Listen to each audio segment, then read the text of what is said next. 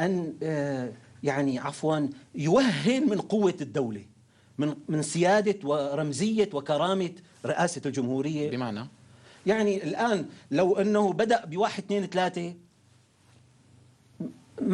مطالب لا تنتهي. الآن أنا وياك خليني أكتب أنا 4 نقاط وأنت 4 نقاط، ما رح نتفق تماما. لما رح يعطي السيد الرئيس 10 نقاط رح نضل احنا عم نقول انا بدي احط 4 5 تحفظات وانت رح تحط 4 5 تحفظات. الرجل قال اخي عجلة الاصلاح انطلقت وفهمنا منه، وهكذا يجب ان يفهم الواعون والعقلاء. بصراحة هذا بده عمق، بده تجرد عن الهوى، بده تعميق قيم المسؤولية في نفوس الناس لحتى يقدروا يتذوقوا هذا المعنى. الآن أخي أنا عندي رمزية الدولة وهيبة الدولة فوق، والرئيس أدى هذا الموضوع بشكل رائع جدا. الآن كنا نحن كلاتنا عم نستنى 1 2 3 ما إجوا. طبعا عم يقول لك أنا لسه ما نزل، ثاني يوم الخميس بلشت الجرعات، اليوم الأحد جرعات، والحكومة ومجلس الشعب والإدارة المحلية وموضوع الحزب هو اللي يعني يدير تنفيذيا مشروع الإصلاح. أنا متفائل، أرجو من كل الإخوة الذين يستمعون الآن أن ننبذ خيار السلبية، وحاجة نفهم الحياة دائما ثرثرة وسلبية وانهزامية، ونقبل على البناء، نقبل على الشراكة، نقبل على الحب، نقبل على الوطن، وننظر إلى هذا. سيدنا عيسى عليه الصلاة والسلام شيء مذهل، مر ومعه بعض أصحابه فرأى ميتة. الميتة ميتة، ريح غير جميل، صورة غير جميلة، يعني ميتة. عليه الصلاة والسلام ما التفت إلى هذا كله، قال انظروا إلى بياض أسنانها. هذا المشهد ما في، قال تعالى الذين يستمعون القول فيتبعون أحسنه. سياسة حسن الظن، حالة حسن الظن، حالة الإيجابية تنقص الأمة اليوم. يعني هذا موضوع أوسع من ما نحن فيه، هذا موضوع اجتماعي ديني وإله اليوم يعني أثر وإسقاط على الواقع السياسي. بارك الله بكم. فضيلة الشيخ، أثناء كلامكم تحدثت أيضا عن هذا الشباب السوري الذي ربما وصف بأن مطالب سطحية ربما، ولكن هذه المطالب أقررنا جميعا بأنها مطالب محقة. فيما بعد إجابة سريعة أتت، وبعد ذلك خطوات تنفيذية. إذا أردنا بمعية فضيلتكم أن نصل إلى نتيجة، من يخرج الآن يعني من باب أنه دفع الضرر مقدم على جلب المصلحة، وإن كان هناك مصلحة، والمصلحة كما تفضلتم باتت في المتناول، موضوع انتظار.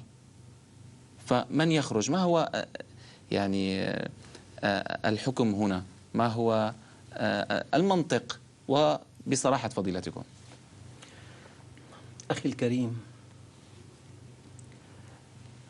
قال عليه الصلاة والسلام ليس الشديد بالسرعة ولكن الشديد الذي يملك نفسه عند الغضب.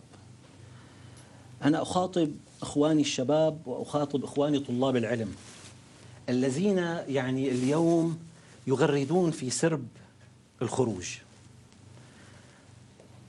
صدقوني ما في أحد أشجع من أحد، وأنا عن نفسي أنا آخر الناس، أنا روحي على كفي لله ولدينه ولأمته ولرسوله ولكتابه ولمصلحة الدين. بارك الله بكم.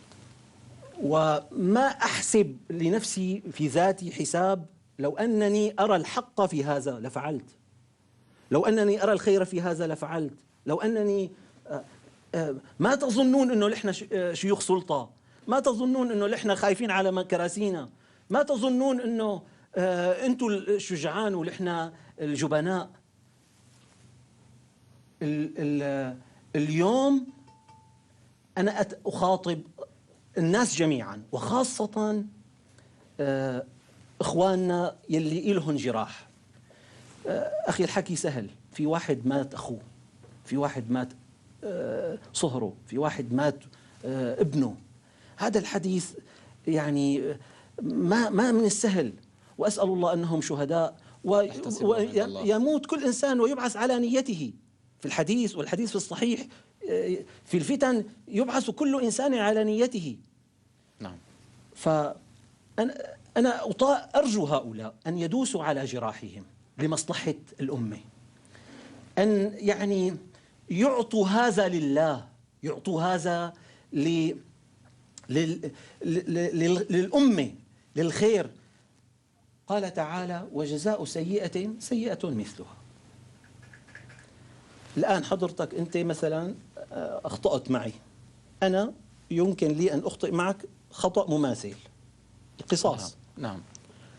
لكن قال تعالى: فمن عفا وأصلح فأجره على الله. الآن لما أنت بتغلط معي، إذا قدرت أخذ حقي منك باخذ حقي منك بالدنيا. إذا ما قدرت أخذ حقي منك بالدنيا، وفي كثير مظالم والظالمة قد يكونون موجودين، إذا ما قدرت أخذ حقي منك بالدنيا، سأخذه يوم القيامة بالحسنات والسيئات. يؤخذ من حسناته، فإن فنيت حسناته طرح عليه من سيئاتهم ثم طرح في النار.